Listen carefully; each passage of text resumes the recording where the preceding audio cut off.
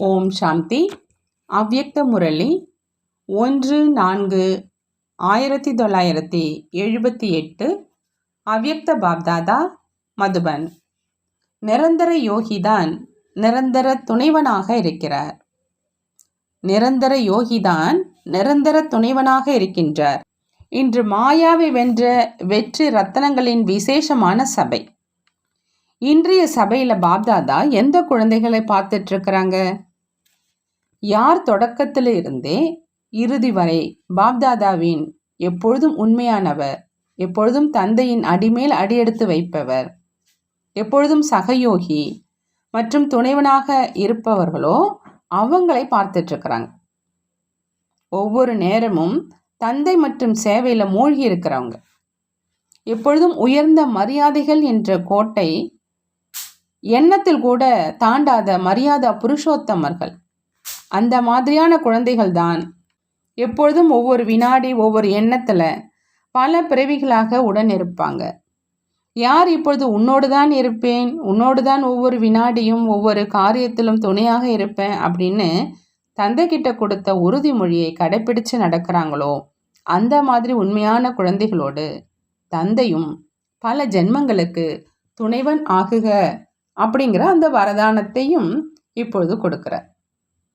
சாக்கார தந்தையுடன் பல பெயர்களில் ரூபத்தில் பூஜைக்குரிய நிலையிலும் உடன் இருப்பாங்க, மேலும் பூஜாரி நிலையிலும் உடன் இருப்பாங்க, ஞானம் நிறைந்த ஆத்மா ஆவதிலும் உடன் இருப்பவங்க, மேலும் பக்த ஆத்மா ஆவதிலும் உடன் இருக்கிறவங்க. அந்த மாதிரி எப்பொழுதும் துணையாக இருக்கும் விசேஷ ஆத்மாக்களுக்கு அதே மாதிரி ஆகுங்கள் என்ற வரதானம் இப்பொழுது கிடைக்குது. ஒவ்வொரு மகாரதியும் தற்சமயம் பாப்தாதாவின் குணங்களில் ஞான மற்றும் சேவையில் சமநிலை மற்றும் துணையாக இருக்கும் நிலை எவ்வளவு இருக்குது என்று தன்னைத்தான் சோதிக்கணும்னு சொல்கிறாங்க பாபா. சமநிலை தான் நெருக்கத்தை கொண்டு வரும். இப்பொழுதைய நிலை எதிர்கால நிலையில் ஒரு வினாடியின் துணையின் அனுபவம் பல ஜென்மங்களிலும் பெயர் ரூபம் சம்பந்தத்தில் துணையை அனுபவம் செய்வதற்கு காரணமாகுது. விக்ரமாஜித் ஆவதிலும் துணையாக இருக்கிறார், அதாவது பாவங்களை வென்றவர் ஆவதிலும் துணையாக இருக்கிறார். மேலும் ராஜா விக்ரமன் ஆகும் நேரத்திலும் துணையாக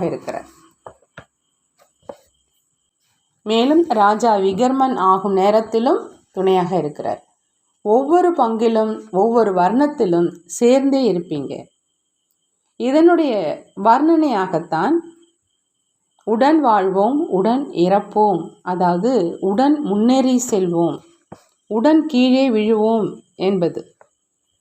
ஏறும் கலை இறங்கும் கலை, பகல் மற்றும் இரவு இரண்டிலும் நிரந்தர யோகி, நிரந்தர துணைவன். எவ்வளவு ஒருவர் இப்பொழுது சங்கம யுகத்தில் முழுமையாக உடன் இருப்பதை கடைபிடிக்கிறாரோ அந்த அளவே நெருக்கமான உறவினர் ஆவதிலும் சமீபத்தில் இருப்பார். உலகின் நம்பர் 1 உயர்ந்த ஆத்மாவுக்கும் டிராமாவில் மகத்துவம் இருக்குது. அந்த மாதிரி நம்பர் 1 ஆத்மாவுடன் எப்பொழுதும் தொடர்பு சம்பந்தத்தில் இருக்கக்கூடிய ஆத்மாக்களுக்கும் மகத்துவம் ஏற்பட்டுடும். எப்படி இன்றைய நாட்களிலும் அற்ப காலத்து பதவி அடையும் ஆத்மாக்கள் சிலர் ஜனாதிபதி மற்றும் சிலர் பிரதம மந்திரி ஆகிறாங்க அப்படின்னா அவருடன் சேர்த்து அவருடைய குடும்பத்துக்கும் மகத்துவம் ஏற்பட்டுடுது. அப்படியானால் நிரந்தரமாக உயர்ந்த ஆத்மாக்களின் சம்பந்தத்தில் வரும் ஆத்மாக்களுடைய மகத்துவம் எவ்வளவு உயர்ந்ததாக இருக்கும்? இப்பொழுது கொஞ்சம் குழப்பம் பிரச்சனை ஏற்படட்டும். பின்பு தொடக்கத்தில் வந்த பழைய ஆத்மாக்கள் யார் எப்பொழுதும் தந்தையினுடைய துணையின் சம்பந்தத்தை வைத்து வந்தாங்களோ அவங்களுக்கு எவ்வளவு மகத்துவம் ஏற்படுது அப்படின்னு பாருங்க. எப்படி பழைய பொருளுக்கு மகத்துவம் தராங்க, மதிப்புள்ளது அப்படின்னு நினைக்கிறாங்க. அதே மாதிரி ஆத்மாக்கள் உங்களுடைய மதிப்பை வர்ணனை செய்து செய்து மகிமை பாடி பாடியே தன்னையும் பாக்கியம் நிறைந்தவங்க அப்படின்னு அனுபவம் செய்வாங்க. அந்த மாதிரி உயர்ந்த ஆத்மாக்கள் என்று தன்னை நினைக்கிறீர்களா அப்படின்னு கேட்குறாங்க பாபா. எவ்வளோ நீங்கள் தந்தையின் மகிமையை பாடுறீங்களோ அதன் பலனாக ஆத்மாக்கள் அந்த மாதிரியாக உங்களை மகிமை பாடுவாங்க. இப்பொழுது ஏன் மகிமை பாடலை? இப்போது சேவை செய்கிறீங்க, ஆனால் முழுமையான பலன் கடைசியில் ஏன் கிடைக்கிது? இப்பொழுதும் கிடைக்கிது, ஆனால் குறைவாக கிடைக்கிது. அதற்கான காரணத்தை தெரிஞ்சிருக்கீங்களா?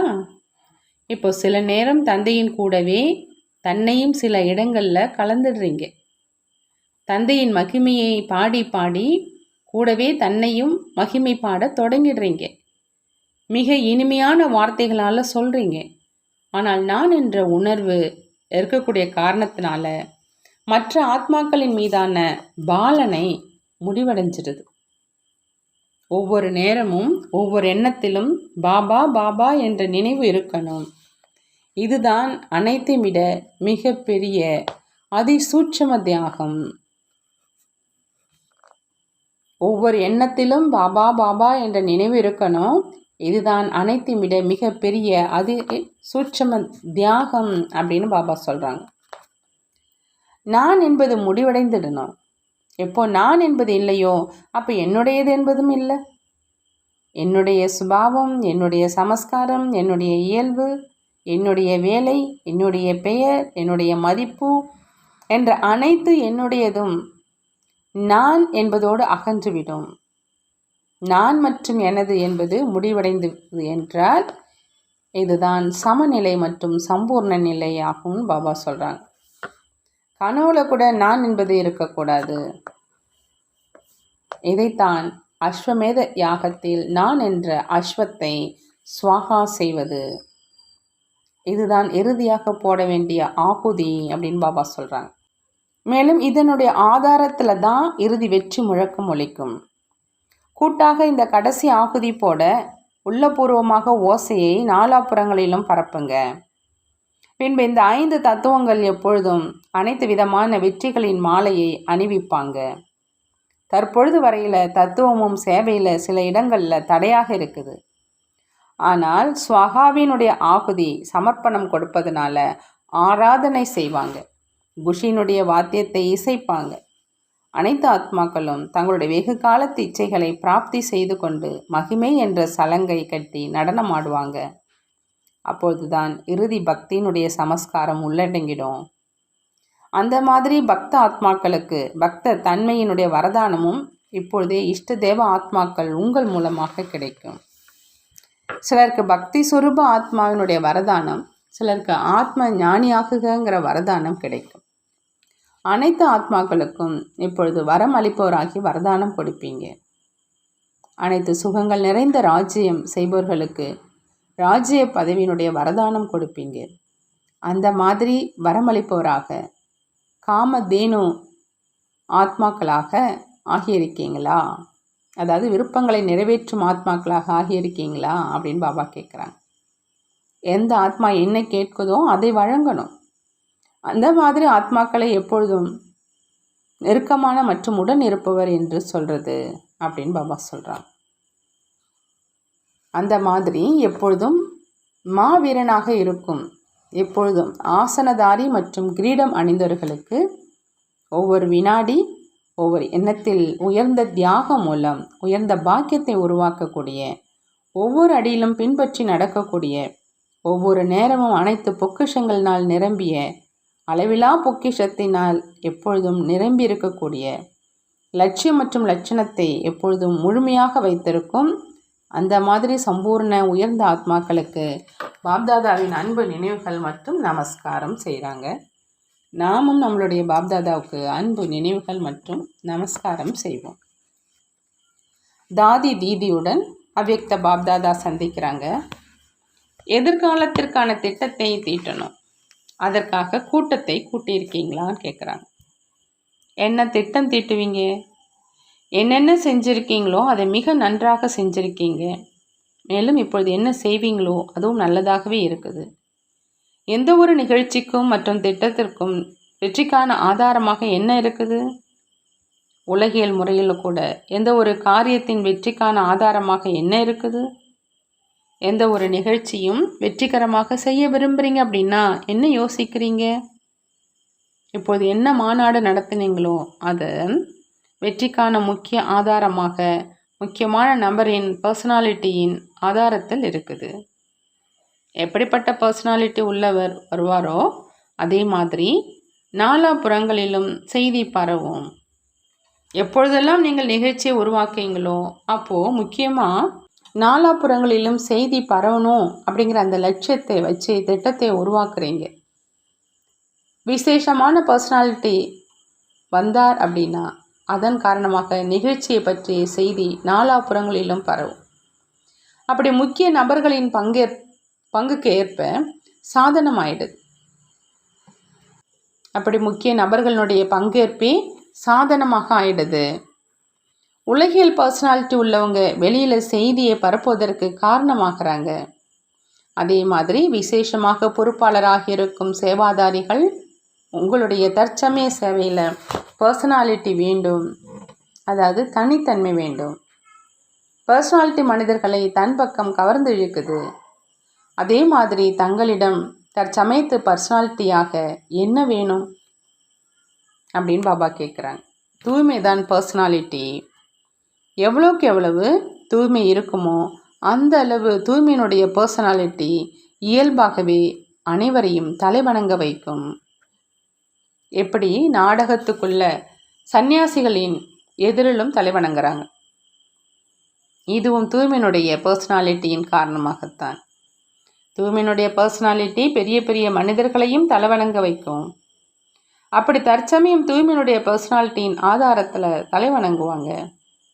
எப்படி அகர்பத்தினுடைய நறுமணம் ஈர்க்குது தான் இல்லையா, அதே மாதிரி வந்த உடனேயே தூய்மையினுடைய நறுமணம் அனுபவம் ஏற்படணும்.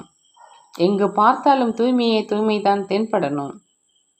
தற்சமயம் இதனுடைய அனுபவத்தை தான் செய்ய விரும்புகிறாங்க. இது உலகத்தில் எங்குமே தென்படுறதில்ல. ஒருவர் எவ்வளவுதான் மகான் ஆத்மாவாக இருந்தாலும் அவருக்கு பெயர் இருக்குது, ஆனால் தூய்மையின் என்ன அலைகள் இல்லை. ஏன்னா சித்தி அடைந்ததனுடைய பெயர் புகழ் மரியாதையை ஏற்றுக்கொண்டுடுறாங்க. ஆகினால தூய்மையினுடைய எண்ண அலைகள் எங்கும் வருவதில்லை. அற்ப காலத்து பிராப்தியினுடைய ஈர்ப்பு ஏற்படுது, ஆனால் தூய்மையினுடைய ஈர்ப்பு இருப்பதில்லை. இப்பொழுது நடைமுறை வாழ்க்கையில் இந்த தூய்மையினுடைய தனித்தன்மை வேண்டும். அது இயல்பாகவே அனைவரையும் கவர்ந்து இழுக்கணும். எங்காவது பிரதம மந்திரி வராங்க அப்படின்னா பர்சனாலிட்டி இருக்குது, அதனால்தான் அவரிடம் ஓடுறாங்க. அப்படி இந்த பர்சனாலிட்டி தான் அனைத்தையும் விட நம்பர் 1. இப்போது இந்த திட்டத்தை உருவாக்குங்க. தர்ம ஆத்மாக்களை கவர்ந்து இழுப்பது கூட இந்த தனித்தன்மை தான் சொல்கிறாங்க பாபா. அவர்கள் எது நம்மிடம் இல்லையோ அது இங்கே இருக்குது அப்படின்னு அனுபவம் செய்யணும். இல்லை அப்படின்னா குமாரிகள் மாதர்கள் இருக்கிறாங்க, நன்றாக காரியம் செஞ்சிட்ருக்கிறாங்க அப்படிங்கிற இந்த பாவனையிலேயே பார்க்குறாங்க. ஆனால் இவங்க உலகிலேயே மிகப்பெரிய பர்சனாலிட்டி என்று புரிந்து எதிரில் வரணும். இதுவரை புரிந்தது வேறொன்று, பார்த்தது வேறொன்று என்று அப்படி அனுபவம் செய்யணும். எது நம்முடைய புத்தியில் இல்லாத விஷயமோ அது இவங்களுடைய நடைமுறை வாழ்க்கையில் இருக்குது. இதுதான் மகாரதியை கீழே விழ தட்டுவது. எப்படி எறும்பு யானையை விழ செஞ்சிருது இல்லையா, அப்படி இந்த பர்சனாலிட்டியில் அதாவது தூய்மையின் முன் தலை வணங்கிடணும். இப்போ தன்னுடைய சொரூபம் அனைத்து பிராப்திகளுடைய காந்தத்தின் சொரூபமாகட்டும். அதனால் அனைவருமே இயல்பாகவே ஈர்க்கப்படணும். எங்கு பார்த்தாலும் யாரை பார்த்தாலும் பிராப்தியினுடைய அனுபவம் இருக்கணும்னு சொல்கிறாங்க பாபா. அப்படி பிராப்தி தான் காந்தம், மேலும் அனைத்து பிராப்திகளினுடைய சொரூபம் தான் காந்தம் அப்படிங்கிறாங்க பாபா. இப்பொழுது உழைப்பு, சக்தி மற்றும் பணத்தையும் ஈடுபடுத்த வேண்டியிருக்குது. பின்பு இந்த இரண்டின் வேலையை தூய்மையின் தனித்தன்மையே செஞ்சிடும். இப்போது எண்ண அலைகள் இன்னும் மாறலை, இப்பொழுதும் வேறு பார்வையோடு பார்க்குறாங்க. இப்பொழுது தன்னுடைய எண்ண அலைகள் மூலமாக என்னவாக இருக்கிறாங்க, எப்படி இருக்கிறாங்க, அந்த பார்வையோடு பார்ப்பதின் எண்ண அலைகளை பரப்புங்க. மேலும் தன்னுடைய வரதானி மகாதானி உள் உணர்வினால எண்ண அலைகள் மற்றும் சூழ்நிலையை மாற்றம் செய்யுங்க. இன்று வரையிலும் பாவம் எங்கு செல்வது அப்படின்னு துடிச்சுக்கிட்டு தேடிக்கொண்டே இருக்கிறாங்க. தாகமுள்ள ஆத்மாக்களுக்கு இப்பொழுது கடல் மற்றும் நதிகளின் சரியான இடத்தின் அறிமுகம் கிடைக்கல. ஆகினால அதிகமாக தேடுறாங்க. ஆகினால தன்னுடைய லைட் ஹவுஸ் சொர்பத்தினால இலக்கிற்கான வழியை காண்பியுங்கன்னு பாபா சொல்கிறாங்க. நல்லது. ஜானகி தாதியோடு அவ்யக்த பாப்தாதா சந்திக்கிறாங்க. லண்டனிலும் தர்ம ஆத்மாக்களுக்கு வாய்ப்பு இருக்குது. எந்த வாய்ப்பை எடுத்துக்கொண்டாலும் அதில் ஆன்மீகத்தின் கவர்ச்சியின் தோற்றம் அவசியம் இருக்கட்டும்னு சொல்கிறாங்க.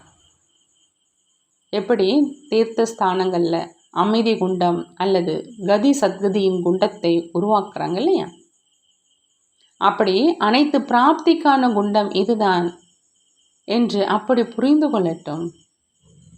வித்தியாசமான ஒரு நிலையை அனுபவம் செய்யட்டும். சாதாரணமாக இருக்கட்டும், ஆனால் சக்திசாலியாக இருக்கணும். மேலும் சத்தியத்தின் உணர்வு ஏற்படணும். அந்த மாதிரி மேடையை எடுத்து எடுத்து உலக ராஜ்யத்தையும் எடுத்துடுவீங்க. இப்பொழுது நிகழ்ச்சிக்காக அழைப்பு கொடுக்குறாங்க. பின்பு எப்படி ஜட சிலைகளை கண்களில் மற்றும் தலையில் வைத்து தூக்குறாங்க, அதே மாதிரி உங்கள் அனைவரையும் அந்த பார்வையோடு எங்கே அமர வைப்பது, என்ன செய்வது அப்படின்னு ஒன்றுமே பிடிபடாது. மகிமையாக என்ன பேசுவது, என்ன பேசக்கூடாது என்று ஒன்றுமே பிடிபடாது. கூட்டத்தை சேர்ப்பது நல்லது தான். கூட்டத்தின் மூலம் கூட ஊக்கம் உற்சாகம் அதிகரிக்கும் சொல்கிறாங்க பாபா. நல்லது. பரிஸ்தா சொரூபத்தின் நினைவின் மூலமாக பாபா வரதானம் கொடுக்குறாங்க. பரிஸ்தா சொரூபத்தின் நினைவின் மூலம் தந்தையின் பாதுகாப்பு குடநிழலை அனுபவம் செய்யக்கூடிய தடையை வென்றவர் ஆகுக. தடையை வென்றவராக ஆகணும் அப்படின்னு சொன்னாக்கா பரிஸ்தா சொரூபத்தின் நினைவின் மூலமாக தந்தையினுடைய பாதுகாப்பு குடைநிழலை அனுபவம் செய்யணும். அமிர்த வேளை எழுந்த உடனே நான் பரிஸ்தா அப்படிங்கிறத நினைவில் கொண்டு வாங்க. பிரம்ம பாபாவுக்கு இந்த மனம் விரும்பிய பரிசை கொடுத்தீங்க அப்படின்னா தினசரி அமிர்த வேளையில் பாப்தாதா உங்களை தன்னுடைய இரு கரங்களுக்குள் அடக்கிக் கொள்வார். பிரம்ம பாபாவுக்கு இந்த மனம் விரும்பிய பரிசை கொடுத்தீங்க அப்படின்னா அமிர்த வேளையில் பாப்தாதா உங்களை தன்னுடைய இரு கரங்களுக்குள் அடக்கிக்குவாங்க. நான் பாபாவின் கரங்களுக்குள் அதீந்திரிய சுகத்தின் ஊஞ்சல் ஆடிட்டுருக்கேன் அப்படின்னு அனுபவம் செய்வீங்க. யார் பரிஸ்தா சொரூபத்தின் நினைவில் இருக்கிறாங்களோ அவங்களுடைய எதிரில் எந்த ஒரு பிரச்சனை மற்றும் தடை வந்தாலும் தந்தை அவருக்காக பாதுகாப்பு குடைநிழல் ஆகிடுவாங்க. அப்படி தந்தையினுடைய பாதுகாப்பு குடை மற்றும் அன்பை அனுபவம் செஞ்சு தடையை வென்றவராக ஆகுங்கிறாங்க பாபா. ஸ்லோகன்: சுகஸ்வரூப ஆத்மா சுயநிலை மூலம் சூழ்நிலைகளின் மீது சுலபமாக வெற்றியை அடைந்துடுவாங்க. சுகஸ்வரூப ஆத்மா சுயநிலை மூலம் சூழ்நிலைகளின் மீது சுலபமாக வெற்றி அடைந்துடுவாங்க. நல்லது. ஓம் சாந்தி. நன்றி பாபா. நன்றி.